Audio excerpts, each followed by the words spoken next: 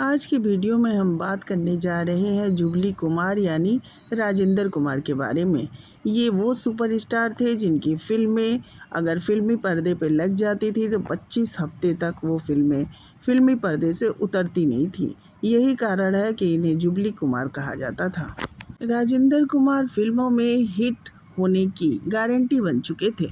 इस वीडियो में हम बात करेंगे क्यों इनके परिवार को जान बचाकर रातों रात दिल्ली भागना पड़ा था। बहुत दिनों तो लोग उन्हें पाकिस्तान के भगोड़ा मुस्लिम समझने लगे थे। कहा तो ये भी जाने लगा था कि उनके स्टार बनने में कोई शैतानी शक्तियों का हाथ है। क्या ये सच था? ये भी बात करेंगे कि क्यों आखिर एक भूतिया हवेली में ये रहते थे, आखिर क्यों इन्होंने अपनी पत्नी और बच्चों को धोखा दिया और क्यों इन्होंने एक मुस्लिम एक्ट्रेस से संबंध बनाए। और भी बहुत कुछ बातें करेंगे। आप वीडियो में अंत तक हमारे साथ बने रहिए और अगर नए हैं तो प्लीज़ हमारे चैनल को सब्सक्राइब कर दीजिएगा। तो चलिए राजेंद्र कुमार के जीवन से वीडियो शुरू करते हैं। राजेंद्र कुमार का जन्म 20 जुलाई 1929 को पंजाब के सियालकोट में हुआ था, जो अब पाकिस्तान में है। उनके दादा ब्रिटिश में एक कॉन्ट्रैक्टर थे। इनके पिता का टेक्सटाइल का बिजनेस था।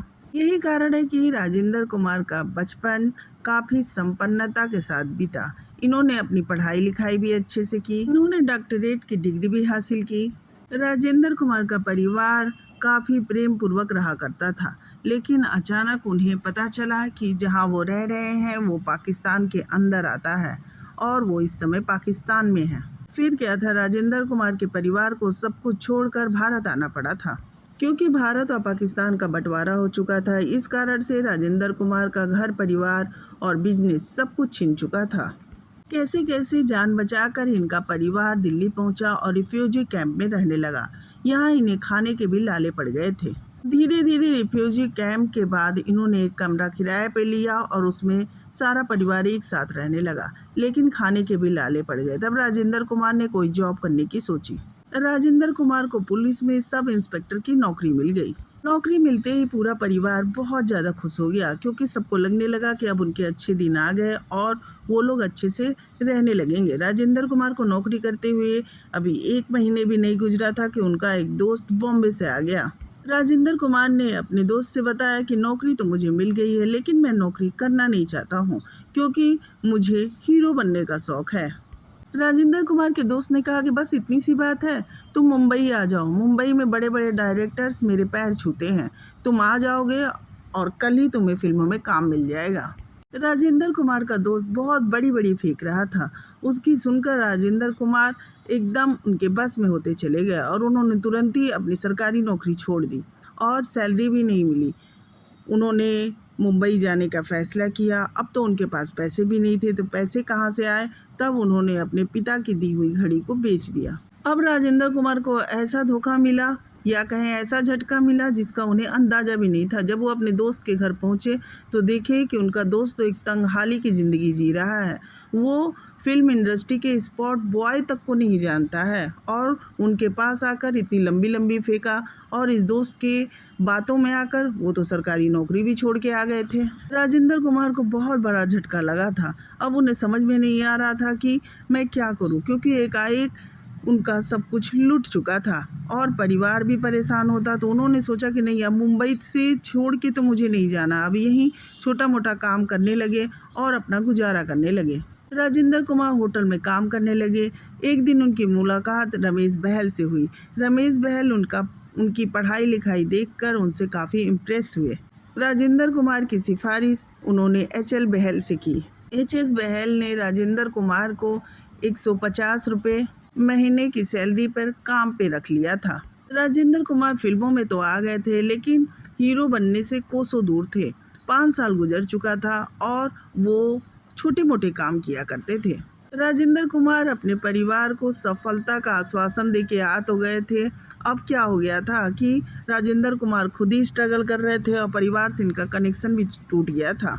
राजेंद्र कुमार ने कई बार एच.एस. रावल से कहा कि उन्हें फिल्मों में छोटा मोटा काम दे दें, लेकिन डायरेक्टर हर बार उनका मजाक उड़ाकर बातों को टाल दिया करता था।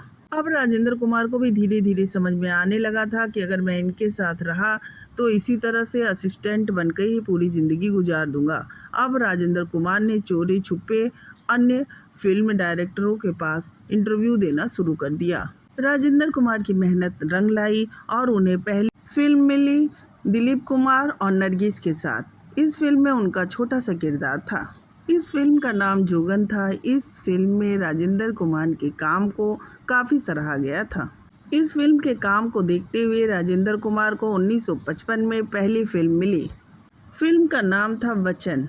जब ये बात उन्होंने रवेल को बताई तो उन्होंने एक बार फिर राजेंद्र कुमार का मजाक बना दिया था। उन्होंने तो यहाँ तक कह दिया कि ये फिल्म फ्लॉप हो जाएगी और जब फिल्म फ्लॉप हो जाए तो दोबारा तुम काम पे आ जाना। लेकिन इस फिल्म ने तो इतिहास ही रच दिया था। ये फिल्म दर्शकों को इतनी पसंद आई कि 25 हफ्ते तक ये फिल्म लगातार पर्दे से उतरी ही नहीं। इस तरह राजेंद्र कुमार रातों रात स्टार बन गए। राजेंद्र कुमार अब रातों रात स्टार बन चुके थे। अब इनके मालिक ने इनसे माफ़ी मांगी कि अरे मैंने तुम्हारे टैलेंट को पहचाना ही नहीं। फिर 1956 में राजेंद्र कुमार की फिल्म आई तूफान और दिया।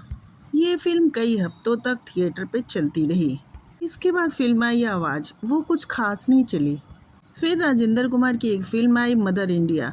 इस फिल्म में राजेंद्र कुमार के किरदार को काफ़ी पसंद किया गया और मदर इंडिया फिल्म को तो आप जानते ही हैं, ये देश नहीं विदेशों में भी खूब चली और इस फिल्म को कई अवार्ड से भी नवाजा गया। इस तरह राजेंद्र कुमार अब सफलता की सीढ़ियाँ चढ़ चुके थे। मदर इंडिया वो फिल्म रही जिसे ऑस्कर में पहली बार नॉमिनेट किया गया था। इस फिल्म में राजेंद्र कुमार ने नरगिस के बेटे का किरदार अदा किया था। इसके बाद राजेंद्र कुमार कई हिट फिल्मों का हिस्सा बने। राजेंद्र कुमार की एक और फिल्म आई धूल के फूल। इसमें राजेंद्र के किरदार को काफ़ी पसंद किया गया और इस तरह से ये जुबली कुमार बन गए। इस तरह से कई हिट सॉन्ग्स राजेंद्र कुमार के हिस्से आ चुके थे और कई अच्छी अच्छी फिल्मों में ये अभिनय भी कर चुके थे। फिल्मों की लिस्ट काफ़ी लंबी है। अब हम बात कर लेते हैं राजेंद्र कुमार के जीवन के बारे में। राजेंद्र कुमार की शादी शुक्ल बहल से हुई थी। ये बात उस समय की है जब राजेंद्र कुमार एच.एस. बहल के यहाँ असिस्टेंट के तौर पे काम करते थे। यहीं पे शुक्ल बहल और राजेंद्र कुमार को एक दूसरे से प्यार हो गया था, जबकि राजेंद्र कुमार ने साफ साफ कह दिया था कि देखो मैं कुछ तुम्हारे लिए कर नहीं पाऊंगा क्योंकि मेरे कैरियर का कोई भरोसा नहीं है। लेकिन शुक्ल बहल ने साफ कहा था कि मुझे पैसे रुपए कैरियर नहीं, मुझे आप चाहिए। जब उन्होंने ये कहा तो राजेंद्र कुमार और शुक्ल बहल ने शादी कर ली। इनकी 3 संतान हुई, एक बेटा कुमार गौरव और 2 बेटियां हुईं। राजेंद्र कुमार का पारिवारिक जीवन ठीक ठाक चलने लगा था। राजेंद्र कुमार सायरा बानो के साथ कई फिल्मों में काम कर रहे थे और सायरा बानो के साथ इनकी नज़दीकियां बढ़ने लगी थी। एक फिल्म की शूटिंग के दौरान इन्हें जापान में रहना पड़ा था। उसी दौरान इनकी नज़दीकियां कुछ खास हो गई थी। राजेंद्र कुमार सायरा बानो की खूबसूरती में डूब चुके थे। वहीं सायरा बानो भी राजेंद्र कुमार को बहुत चाहने लगी थी और ये भी भूल गई थी कि वो 3 बच्चों के बाप हैं। फिल्म की शूटिंग करने के बाद जब राजेंद्र कुमार और सायरा बानो इंडिया आए तो इनकी पत्नी ने खूब हंगामा मचाया। उस समय के लिए राजेंद्र कुमार ने सायरा बानो से दूरियां बना ली, जिसका ये असर हुआ कि सायरा बानो बीमार पड़ गई थी। सायरा बानो की तबीयत खराब है, ये खबर जब राजेंद्र कुमार को मिली तो राजेंद्र कुमार ने डिसाइड किया कि वो सायरा बानो के पास जाएंगे। लेकिन इनकी पत्नी ने बच्चों का हवाला दिया और उधर सायरा बानो की माँ किसी भी तरह तैयार नहीं थी कि 3 बच्चों के बाप के साथ सायरा बानो की शादी होगी। यानी राजेंद्र कुमार से शादी के पक्ष में सायरा बानो की माँ नहीं थी। वो नहीं चाहती थी एक हिंदू एक्टर से सायरा बानो की शादी हो। सायरा बानो ने अपनी बर्थडे पार्टी का आयोजन किया था और ये डिसाइड कर लिया था कि जब राजेंद्र कुमार सायरा बानो के बर्थडे में आएंगे उसी समय वो इंगेजमेंट कर लेंगी। लेकिन राजेंद्र कुमार की पत्नी ने जब ये कहा था कि अपने बच्चों के बारे में सोच लो तो राजेंद्र कुमार ने डिसाइड कर लिया था कि वो अपने बच्चों का भविष्य खराब नहीं करेंगे और वो सायरा बानो को छोड़ देंगे।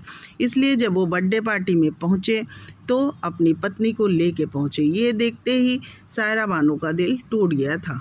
सायरा बानो बुरी तरह जब टूटी हुई थी तब उनकी माँ ने दिलीप कुमार से कहा कि तुम इसे समझाओ कि इसे अपने धर्म में ही शादी करनी चाहिए। दिलीप कुमार ने सायरा बानो को समझाया कि देखो तुम परफेक्ट हो, तुम्हें कोई भी मिल सकता है।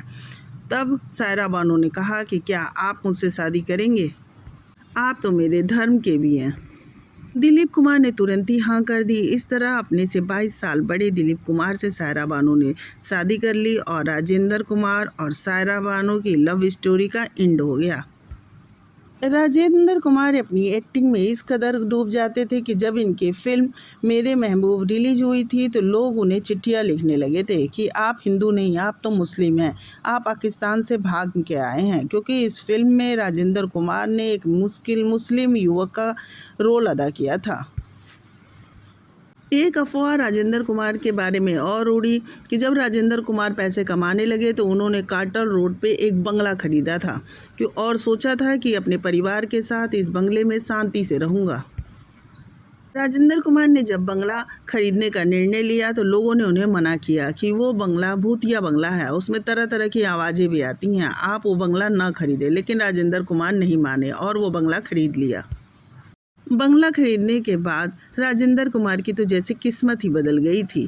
इनकी फिल्में सुपर हिट होने लगी थी। फिल्मी इंडस्ट्री में एक ही एक्टर रह गया था, राजेंद्र कुमार, जिसकी फिल्में अगर पर्दे पे लग जाती थी तो 25 हफ्ते तक चलती ही रहती थी।